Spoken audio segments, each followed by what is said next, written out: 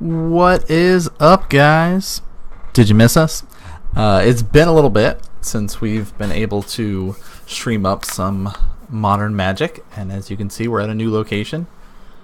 Of course, Addie's hanging out in the background per usual, but it's been a couple weeks, more like a couple months. I know we were AFK for a bit because I was busy moving and stuff, and moved to a new location, and just kind of got sucked into other real life stuff of, being busy with going to grad school and all the other craziness of working full time and doing all that fun stuff. So we're back at it, doing some modern. Of course, the circuit has still been continuing.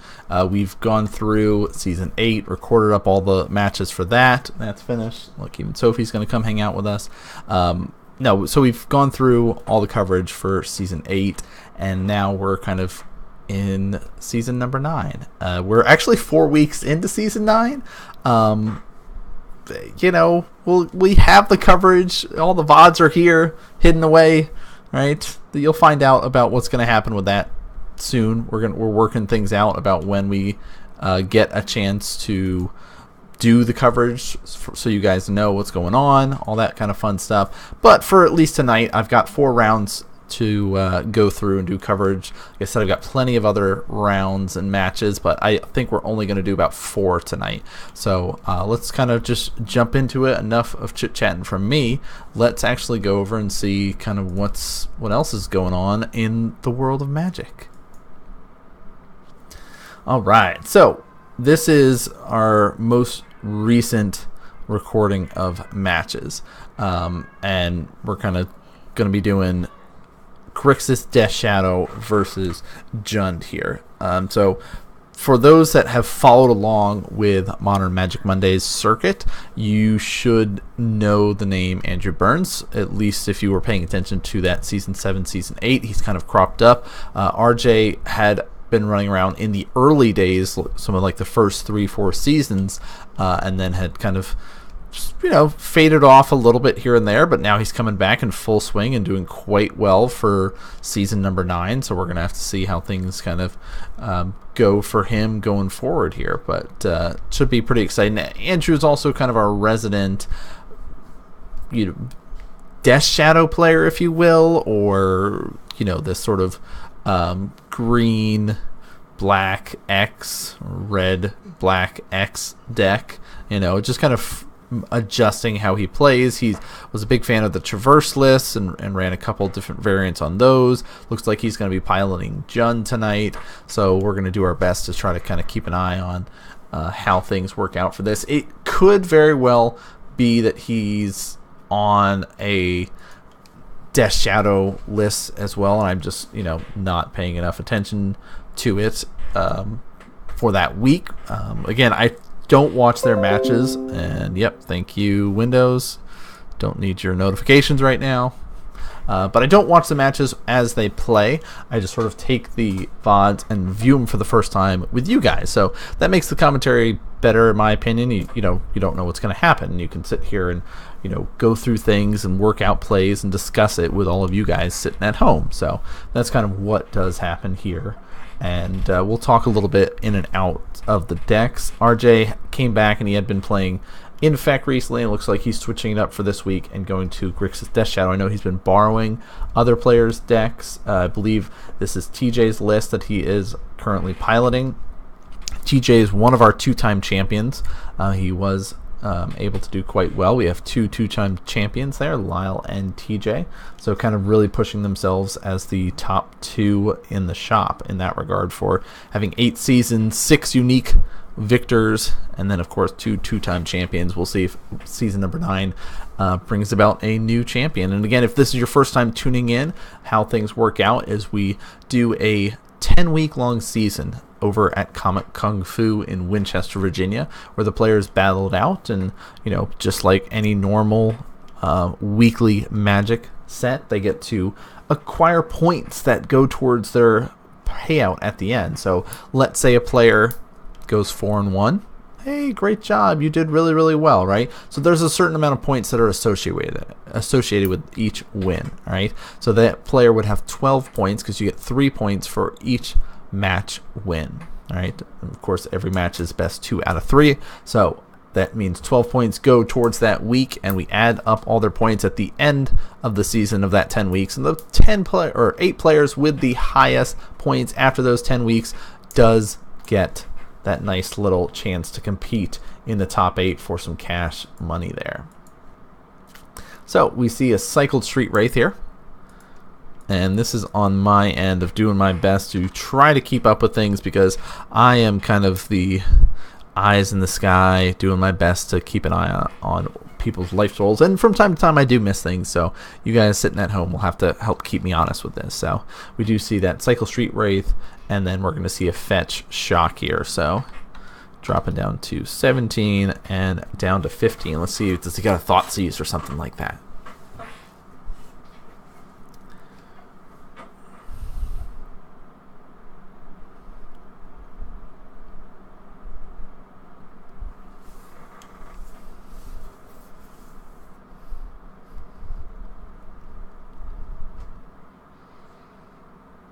Let's see. Or Inquisition would be a nice play.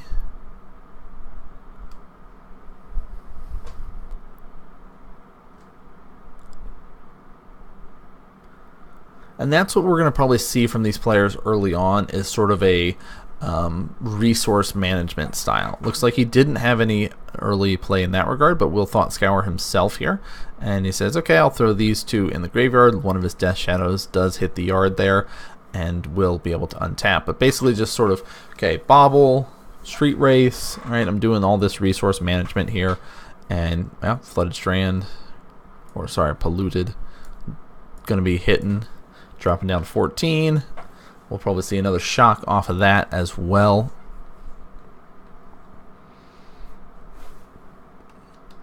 And drops down to 12. So again, the Death Shadow list is all about kind of getting your life low, managing that total in an appropriate way, because life is a resource in Magic, and this deck is one of those that does manage it to basically get a powerful creature out there to kill you with. So we're going to have to see where he's going to go with it. Another Bobble's going to hit the field right into the yard. He's going to take a peek at Andrew's top, kind of get an idea of how things are set up. And if there's a card that we're talking about, we do have that handy dandy card bot, so you can type exclamation card and type in that card that you would like to learn about. And you don't have to really even spell it that right? So let's do...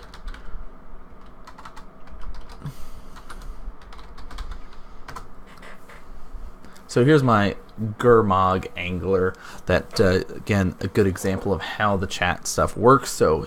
of course, that was played there by RJ. We'll double away a bunch of cards. Now he's got a 5/5 threat out, and Andrew's sitting there with a tapped land, and that says, okay, well, that's a nice turn 2 play.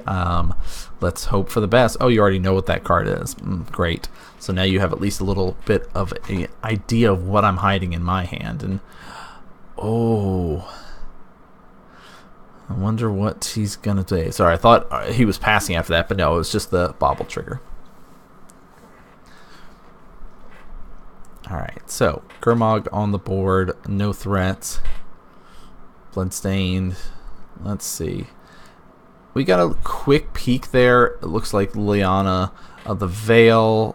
I also saw a Dreadbore in there. So some decent main board cards available for Andrew. And with getting this swamp, it looks like a potential of a Terminate or something along those lines. So just kind of get rid of that. And ooh, okay, gets a Goyf out, so he can start getting up some threats of his own. We, of course, do have that Tarmadai here, helping us be aware, and says, hey, I'm going to lose 4 life and get rid of that. And I'm going to drop down to 8. Basically clearing the way so he can start dealing some damage, and said, here's 5, and let's get that clock going, shall we? I mean, RJ's a clock to himself, but he also needs to be putting some pressure back on Andrew. And that was a good way to do it. Just remember, clear the board and start pushing. And here's a Death Shadow. And here's a second Death Shadow. That's pretty nice. We could see a potential like Maelstrom Pulse or something along those lines. I think one of the reasons that Andrew has been testing out Jun is because of our new spoilers and stuff going on. And what is up, Red Baron MTG? Glad you can tune in and watch. But yeah, what I'm referring to, for all of you guys, if you have not been aware of, it is spoiler season. And oh, here comes a Lily popping out and say, hey, get rid of a creature. And he says, cool, that 5/5 is going to go. But there's that, of course, new age abrupt decay, if you will, right? The one that everyone's kind of going crazy about, that Assassin's Trophy. I would put it in the card bot, but it is not available at this point because it's a new card, hasn't been printed yet. So that is one of the reasons why he's going to be testing out the Jund style of play, because I think he's really excited about using that. So we will be seeing RJ take game number 1 there, saying, okay, well, that's what I got, and you've got these Death Shadows, and you're just going to kill me. So, well, let's go to game 2, and then they can get into the sideboard stage here and really kind of plan on where they're going to go from this point.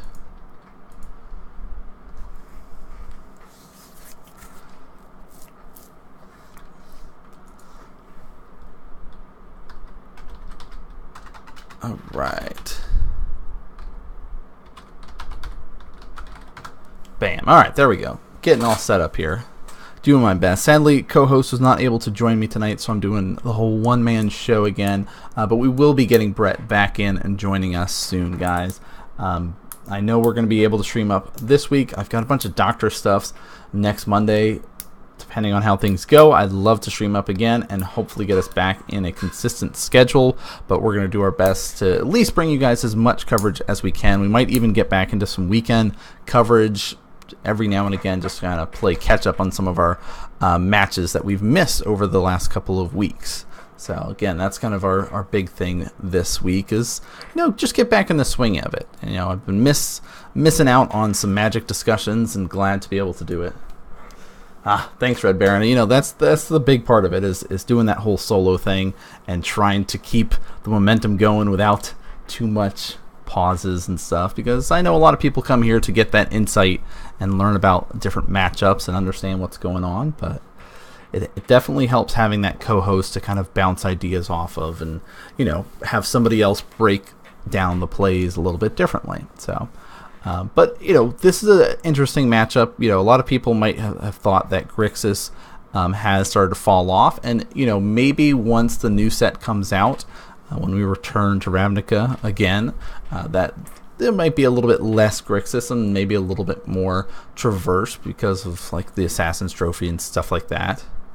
But for now, it's still a powerful list, right? It's got the ability to be a little bit more control-y in there. It's like a nice tempo-style deck in that regard. But we saw that turn 2 Gurmag Angler is also one of the powers of this deck, is that this style that RJ is running is a very graveyard focus style, where it's got those Street Wraith, it's got the Baubles in there, it's also running Faithless Looting, so it's a nice way to kind of fill up the yard and be able to get a nice value creature out of it.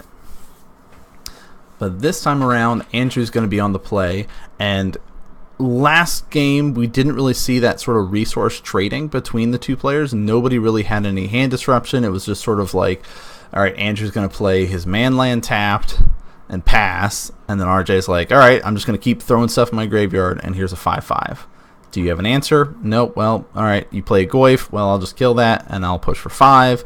Keep killing myself. Here's 2 Death Shadows. You play a Lily on turn 3.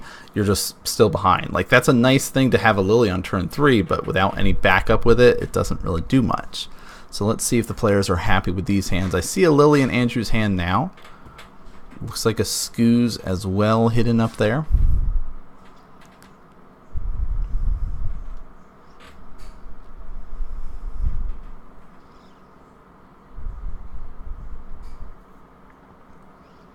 Alright, looks like Andrew is happy and just says, okay, Wooded Foothills, pass. Good with a nice slow start. And that's, if you don't have that turn 1 play or don't necessarily need a turn 1 play, it's good. You can kind of save your life a little bit in that regard. But RJ is all about destroying his own life here, so we're going to see a fetch, shock, and he's going to drop down to 17. Now the question is this going to be the Inquisition Thoughtseize game?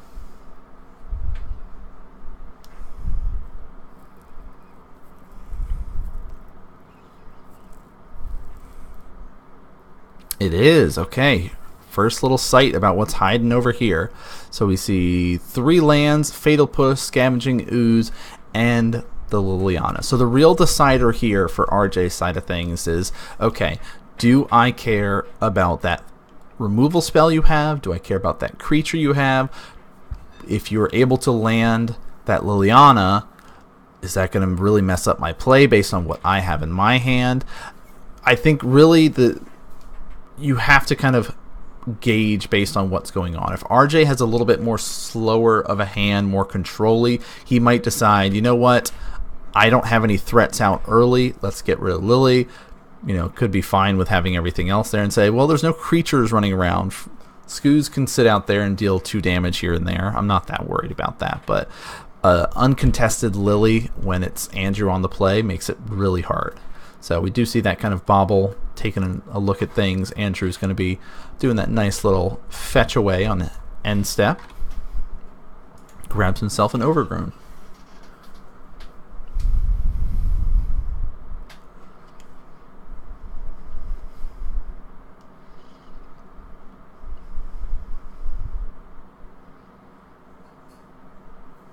So Andrew here is really starting to hope that he can draw into something more beefy than what he had. We know he had a Skoos, we know he had a Fatal Push left in his hand, and then the rest were just lands. So he's really got to hope that he can start drawing into some kind of more beefy threats out there, or some way to interact with what RJ is trying to do. And we're going to see a nice little fetch away, dropping to 18. And yeah, he's just fine. Okay, I'll get a Forest. And we'll be probably dropping down that Scavenging Ooze now. Yep, there he is. Good old Skoos.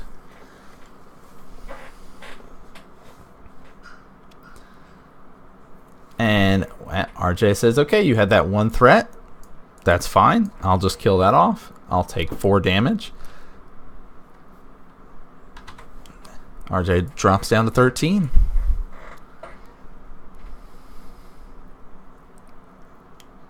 Another. Look at it. He's bobbles for days, taking a peek at his opponent's library. Now, that's the thing about Bobble, is really knowing when to use it on yourself, when to use it on your opponent, and especially with like these fetch lands like this, it could be very determining of, do I care about that? Am I okay with fetching it away or not? And that's, you know, one of the nice things about getting used to a particular deck like this Grixis Death Shadow. It's got a lot of lines in it, and it can be a very powerful deck once you start to learn those lines. But it is that knife's edge. You really are playing a cutthroat game of Magic there, where it's very close for you winning or losing. We see another fetch, dropping RJ down to 12, and then of course that shock will drop him all the way down to 10. Not 102. Oh my gosh, misclicks.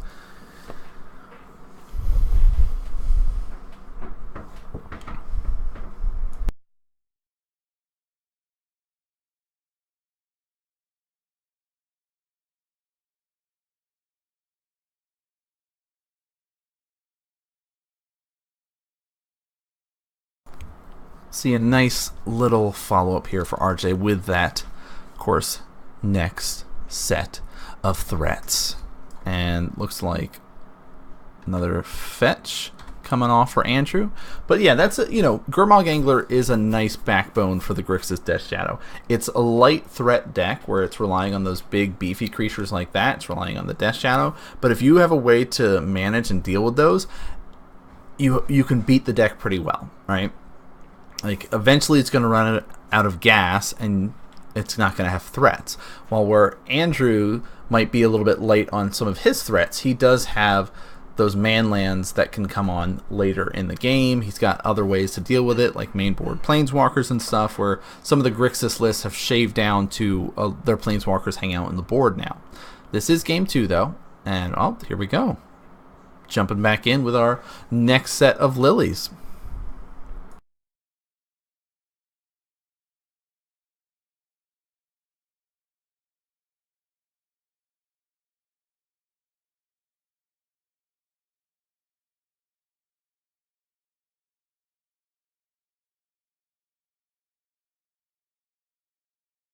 Almost got it. Missed that comma. Because apparently he wanted to tell me all about the emblem.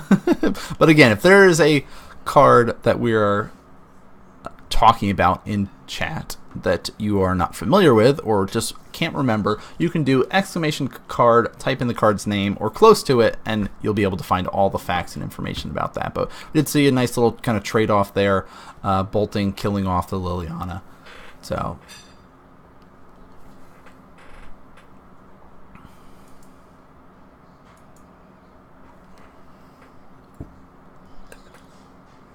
ooh, there's the Death Shadow coming out.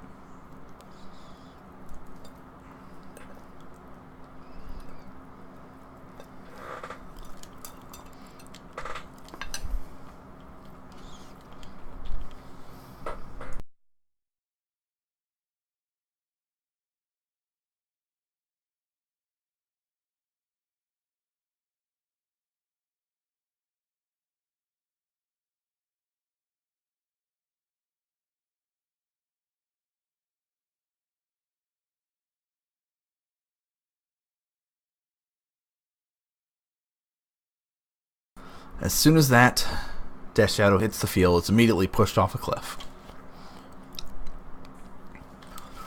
And that's what's nice about watching these decks battle out like this, is it is a very resource focus matchup where both the players have a lot of kill spells, a lot of ways to sort of interact with the board state.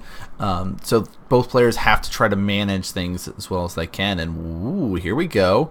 That's a really good way to kind of get back into the game here. Bloodburied Elf, Maelstrom Pulse, clearing the way, and he's going to come at him for 3, but immediately that's going to get pushed off a cliff.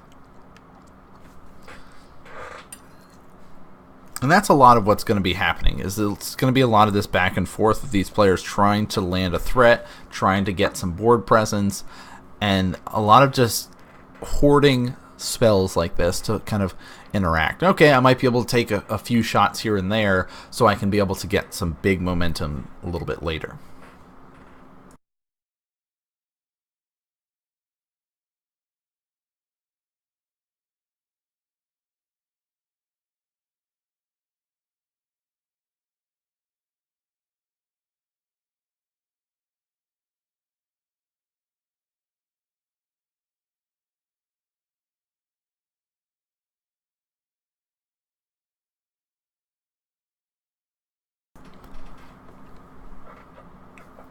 Faye's making a good point in chat there, 2 for 2s, where both these players are like, well, I'm using these 2 spells on you, you're using these 2 spells on me, and it's sort of this sort of back and forth battles here. Alright, let's see.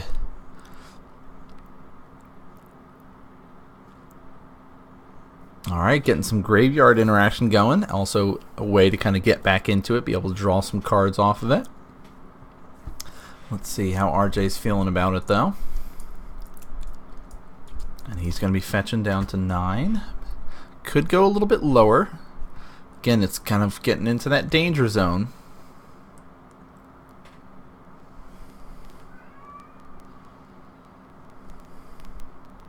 Yep, so he's fine. Okay, the decks usually run about 2 basics as Grixis Death Shadow list.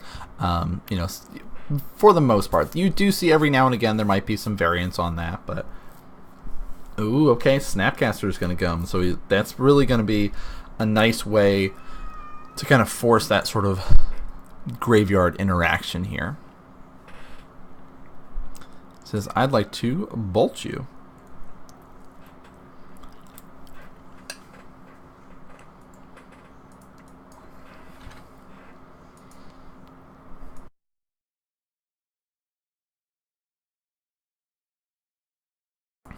And Andrew's fine just getting rid of the rest, drawing a card off that. He's like, you know what, you can bolt me, I'm not that worried. And let's see. Yep, there's the Goyf. Let's see how big he is here. I know we got some artifacts running around. There's some lands hiding in there. Instant, creatures, and sorcery. Oh, man. Luckily, we have that Tarmadai. Hopefully, that'll show up so we can get a 100% confirmation. 1, 2, 3, 4, 5, 6. A 6, 7? Artifact, creature, instant, sorcery, land. Oh, does he have a planeswalker? He does. He's got the planeswalker as well. Yeah, he's real big. So he says, yeah, okay, hurry up. You can. I'm going to try to push this guy, right? Try to scare you. Ooh, RJ actually going to shock himself down to 7 here. Ah, engineered on 2. That's a really good way to do it. Okay.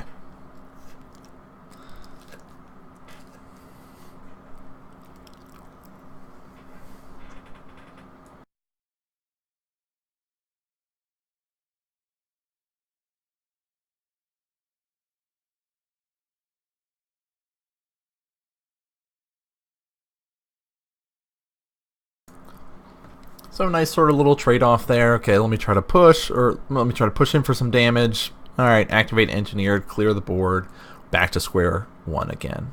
Ooh. Thought Scour you. Ooh, that was a nice hit there. 2 very relevant cards.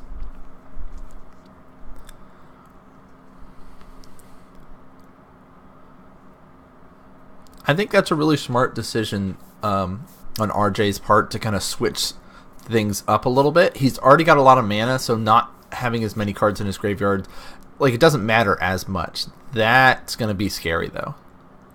There's a lot of creatures that are kind of sitting around, easily able to get eaten. Andrew's going to gain some life off it, make the scoos even bigger. Oh, this will be tough.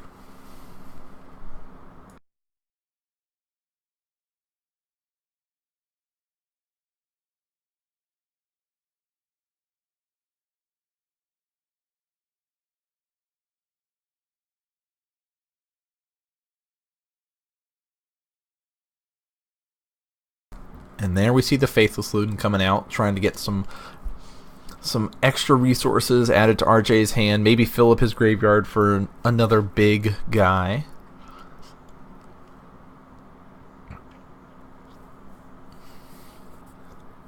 Looked like there was a land and Leyline of the Void, I believe. But, yep, there we go. Says, just let's get rid of them all. Now we got a 5/5.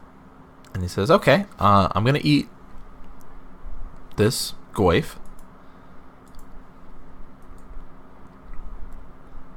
Or I'll eat the Scoos first.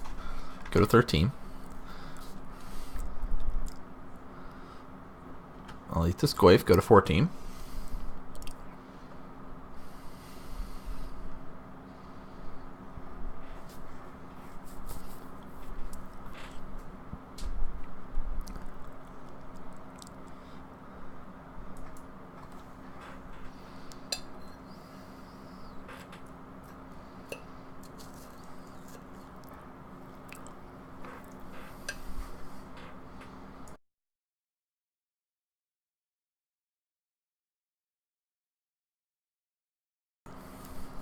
Oh, nice.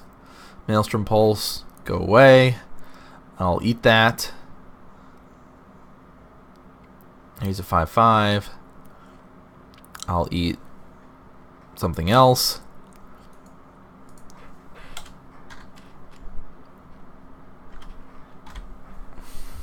Now it becomes a 6/6.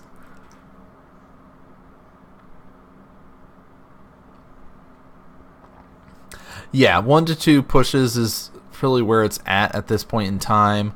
So RJ's going to drop down to 1 life here. Hope so that he can draw into something good. And he's going to pass. Yeah, like, push is alright, but I've been seeing not as many run around. Andrew's really getting ready for kind of that Assassin's Trophy. And, oh, Andrew's just like, alright, let's see what you're doing. Here's the push.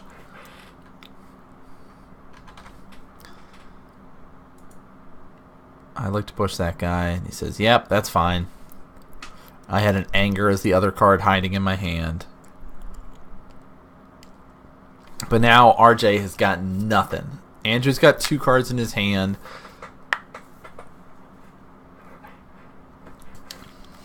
He just sort of stuck here, it looks like. An engineered for 2. Smart.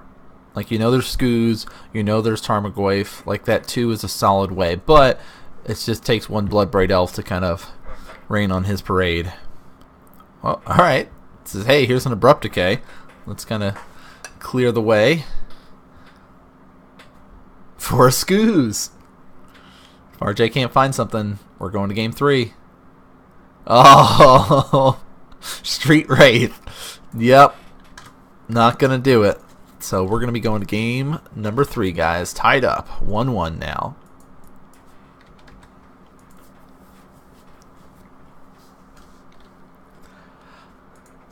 Yeah, I think the Anger is an interesting choice to bring in here. It could be that he saw all those Scoozes running around for game 1 and 2 and thought, you know what, my guys usually are bigger than that. Even if I sit here and get rid of a couple of Scoozes off it, or I get a Snapcaster out and block and do some weird interactions kind of thing, maybe I can get some more value out of it, but I don't know if it's as necessary versus it, because the things that you care about the most are like the kind of mid to late stages of the matchup, right? The Anger seems like a very early stage to kind of make something happen, but it's when you get those Scoozes out later, like we saw Andrew do, and gain a bunch of life, get that guy really big. We have those Tarmogoyfs later on where they're like 6/7s, like that. Anger feels just bad in that sort of situation. So I don't know if I like that. I'm not sure how many Planeswalkers RJ is running for his board, but I like the idea of having those placed in there. I know that Andrew is running things like Dreadbore and stuff, but... okay. So Weeaboo's given us some good insight as well. This was also RJ's first night playing Death Shadow.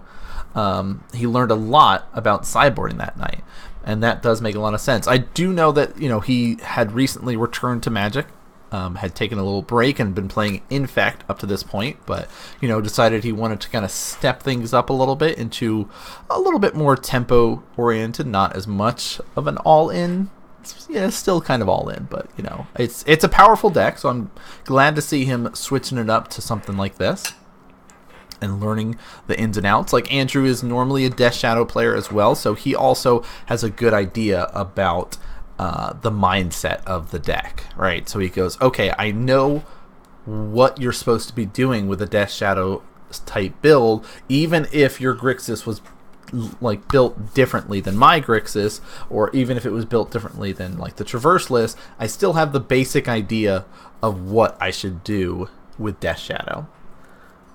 So that's really interesting to see how that factor and that knowledge comes into a match. And we've talked about it before, is like playing on camera might bring some nerves from some newer players. Both these players are experienced. They know kind of how to play Magic well enough that being on a camera is not going to shake them any. So you just realized that you're logged in as Julia. Oh, that's great.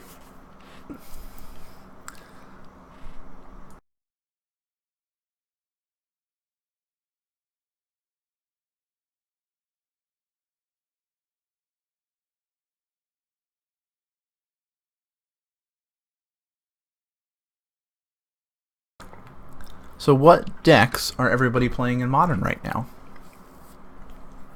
We've got a lot of human players out there. Some people still on that Death Shadow list. We got any burn players? Any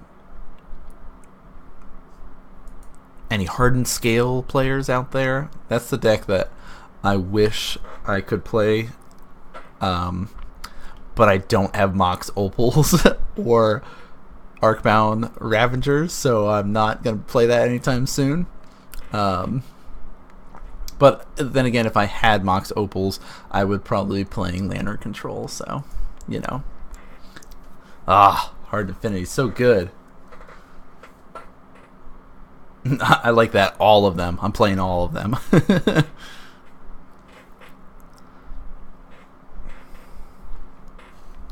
Alright, so first point of damage coming out. RJ's going to be shocking himself. Andrew, of course, playing those man lands. It's looking a lot like game 1 so far, except the fact that RJ doesn't have anything in the graveyard and doesn't have that nice 5/5 out in the battlefield.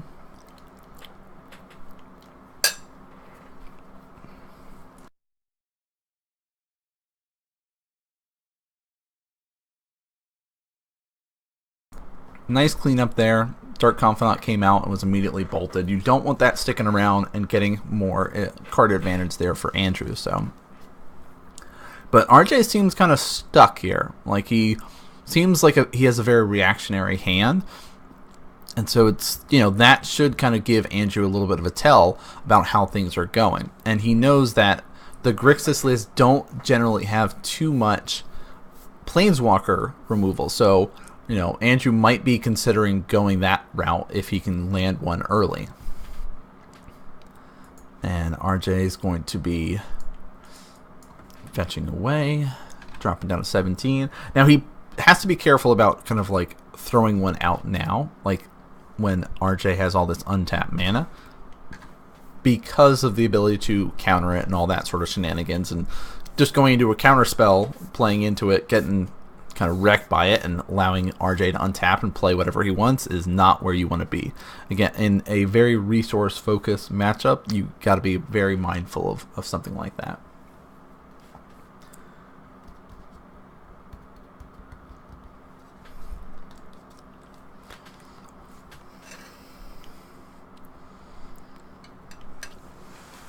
So Existential hanging out in chat is our Grixis Death Shadow player who kind of RJ's borrowing the deck from, so he can at least give us a little bit more ins and outs and tips and tricks about it.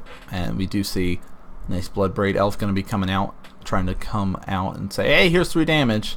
And RJ says, you know what, I think I'll take 4.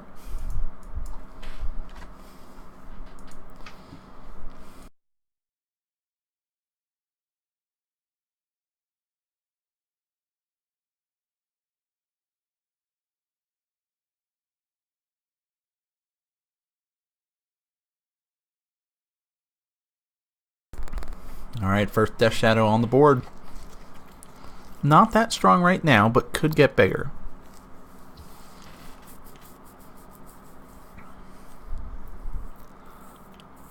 Ooh, Andrew's gonna deal some damage to himself, he says. But that looks like a nice little removal spell if I've ever seen it. Abrupt Decay gonna come in. Now I'm wondering if Andrew is going to replace all of his Abrupt Decays, or going to do like a number, like a split going forward.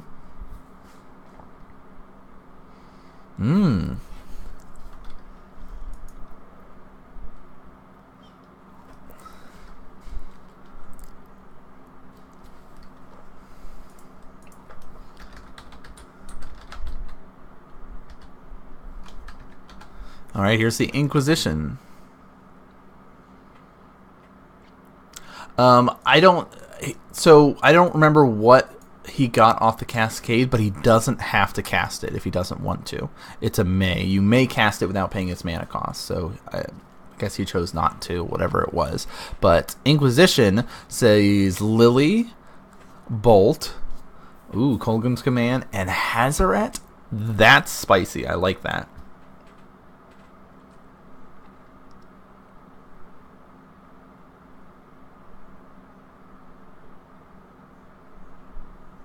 Yep, that's also true. Abrupt Decay cannot be countered. One of the nice little text options about that. And look at this nice 5/5 coming down, basically saying, go away, Lily. I want to keep my 5/5.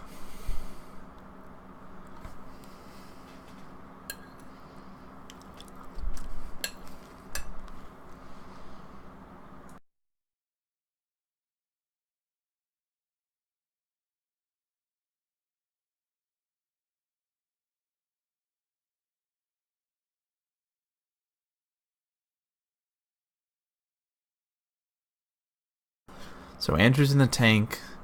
He's facing down this 5/5 and kind of debating, seeing how many cards are in the hand. Looks like RJ's sitting with 4. So we know there's a Bolt. We know that there's a Kolgun's Command. So that is enough to kill that off. So he could say, I'll use all my resources, kill that now, be low on cards in hand, so next turn I can slam down this Hazaret and try to go to town. But again, that's a lot of commitment to it.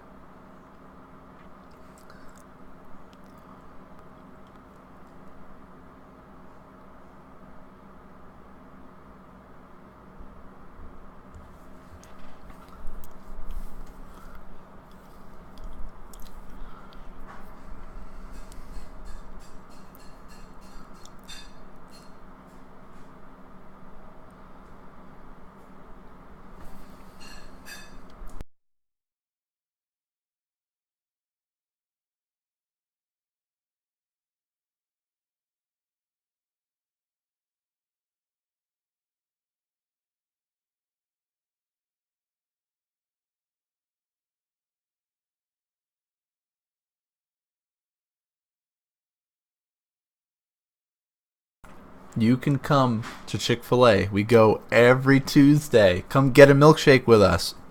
Nice maelstrom pulse, kind of clearing the field.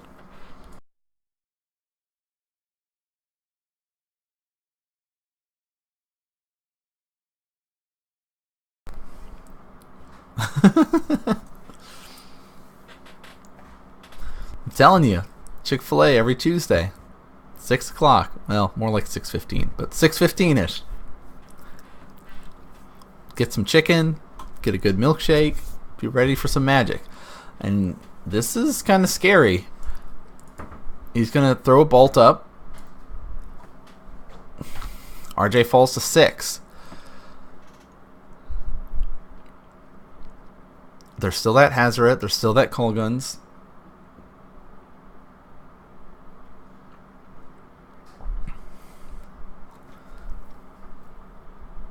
We got a Goyf here. Nope, just a Scoos. That's still scary.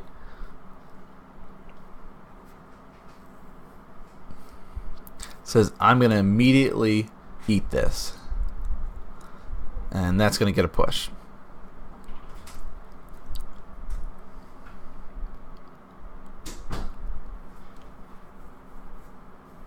I think they're just double checking the eating it, still exiling it and stuff. Why cast Bolt there? I think it's more of he has that Hazoret in hand.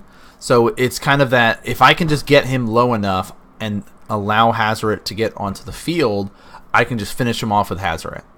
I don't have to worry so much, you know.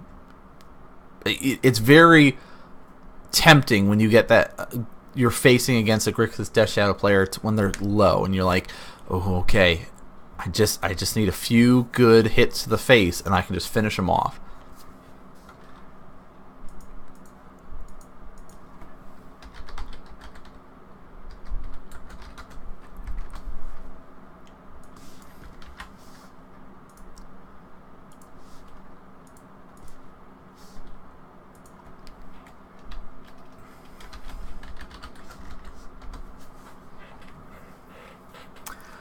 So Pop saying that he boards out Bolt versus Shadow.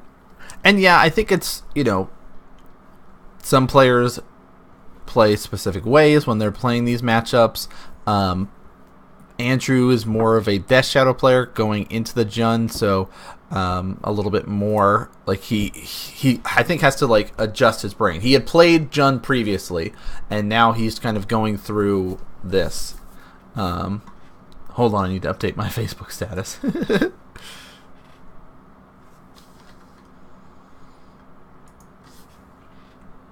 I think they're doing a quick rewind to go through this real quick. As he says, I'll target this, and I will push this in response.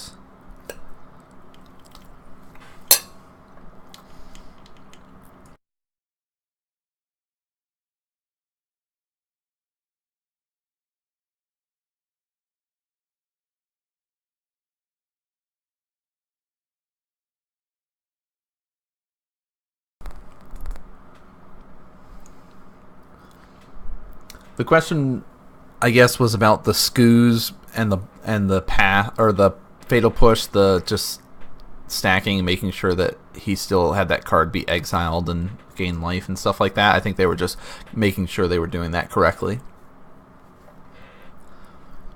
And the other question was, why did somebody cast Bolt targeting RJ, and why keep Bolt as a Jund player in this matchup post board?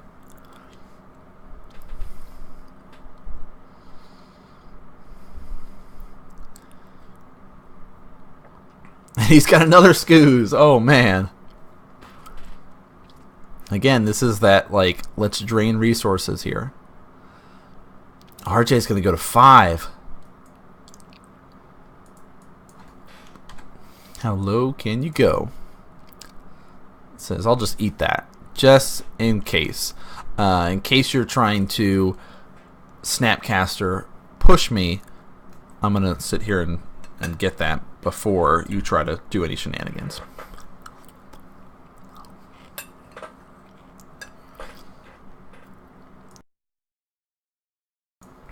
Brett didn't join me this week. but he will be joining me soon. Don't you worry. I know, now you just have to listen to me talk through things tonight, guys.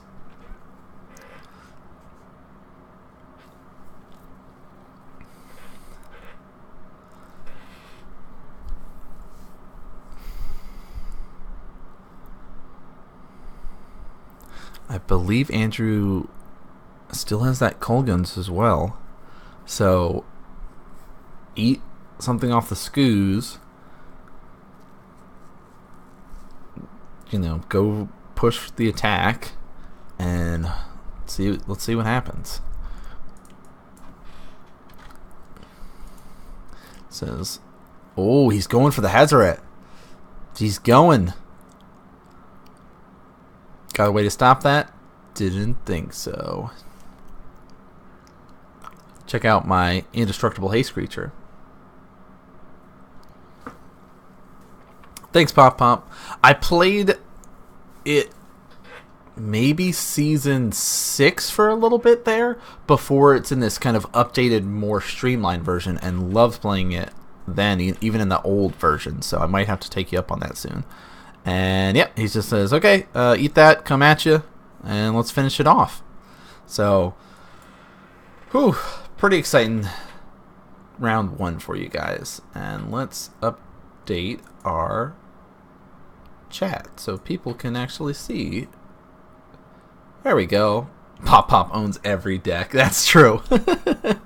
So, hey guys, welcome. Week number 4. There we go, 4 fingers. Week number 4 of season number 9. I'm still doing some adjustments to the overlays and the layouts and stuff like that. I wanted to make sure we did have the chat highlighted, and it's on this side, opposite sides. So did want to have that so you guys, of course, can be able to be seen, all that sort of good stuff. We are going to be doing 4 rounds. Of course, we got Addy hanging out with us in Brett's spot. That's where Brett normally would be, but not here with us this week. But he will be with us, guys. We'll get him back in it. Modern Magic Mondays will be back to its regular scheduled programming soon enough. Don't you worry. And this was a big part of this week. Just finished up the whole move stuff, getting settled in, got the new office layout, and really is just kind of getting back into it and finally having some downtime to start getting back into the coverage. So hope you guys have been enjoying it. If you like the stuff, hit the follows, hit the subscribes, all that sort of good stuff. But let's jump into round number 2 here. Ooh, was somebody saying